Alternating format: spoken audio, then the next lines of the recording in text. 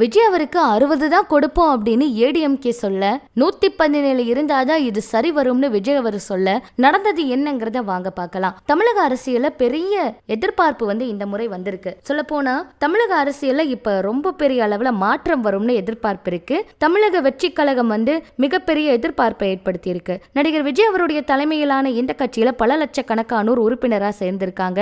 கட்சியோட தலைமை அலுவலக செய்திகள் எல்லாம் இதை சொல்லிட்டு இருக்காங்க. விக்கிரவண்டியில வீசாலையில நடத்தப்பட்ட மாநாட்டுல இந்தியாவை திரும்பி பார்க்கிற அளவுக்கு கூட்டம் நிறையவே வந்துச்சு. சொல்ல போனா தாவேக்கா ரொம்ப அசத்திட்டாங்கன்னு சொல்லலாம். அந்த மாநாட்டுக்கு அப்புறமா விஜய் அவருடைய அரசியல் கட்சிக்கு சற்று மவுசு கூடிதான் போயிருக்கு அப்படின்னு நிறைய பத்திரிகைகள்ல ஏகப்பட்ட செய்திகளை எழுதினாலும் நிறைய பிரச்சனைகள் இவங்களுக்கு தொடர்ந்து கொடுத்துட்டே இருக்காங்க. விஜய் அவர் தன்னோட கட்சியோட கட்டமைப்பை பலப்படுத்துற பணியை கடந்த 6 மாத காலமா ரொம்ப சிறப்பா செய்துக்கிட்டு இருக்காரு. அந்த வகையில கட்சி நிர்வாகிகளை சந்திச்சு அவங்களுக்கு ஊக்கமெல்லாம் கொடுக்கிற வகையில பேசி கட்சியை பலப்படுத்துமாறு சொல்லிட்டு இருக்காரு. இப்படி கட்சி தொண்டர்களை சந்திக்கிற நிகழ்ச்சி அப்ப கட்சிக்குள்ள இணைந்தவர் தான் விடுதலை சிறுத்தைகள் கட்சியில இருந்து வெளியேறிய ஆதவ் அர்ஜுனா அவருன்னு சொல்லலாம். சொல்ல போனா விஜய் அவருடைய பேச்சுவார்த்தை எல்லாம் நடத்தி பிரசாந்த் கிஷோர் அவரையும் அழைத்து இந்த மாதிரி நிறைய விஷயங்கள் எல்லாம் பண்ணாங்க.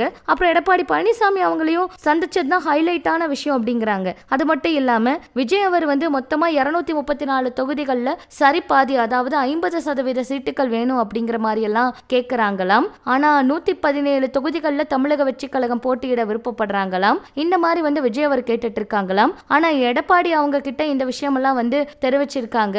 ஆனா அதிமுக அப்படிங்கிறது ஆலமரம் அப்படிங்கறத மறந்துடாதீங்க அப்படிங்கிற மாதிரி எல்லாம் சொல்லிட்டாங்களாம். 117 எல்லாம் முடியாது, 60 முடியக்கூடிய வாய்ப்புகள் இருக்கும், 60 சீட்டுகள் தான் தர முடியும் அப்படிங்கிற மாதிரி பேச்சுவார்த்தைகள் எல்லாம் போயிட்டு இருக்காங்க. ஆனா இந்த கூட்டணி நடக்க போகுதா, இந்த பேச்சுவார்த்தைகள் எப்படி முடிவுக்கு வரப்போகுது, என்ன நடக்க போகுது அப்படிங்கறதெல்லாம் பொறுத்து இருந்ததா பார்க்கணும். ஆனா தீவிரமான பேச்சுவார்த்தைகளுக்கு களத்துல இறங்கியிருக்காங்க அப்படிங்கிற தகவலும் வெளியாகிருக்கு. இதெல்லாம் பற்றி உங்களோட கருத்துக்களை சொல்லுங்க.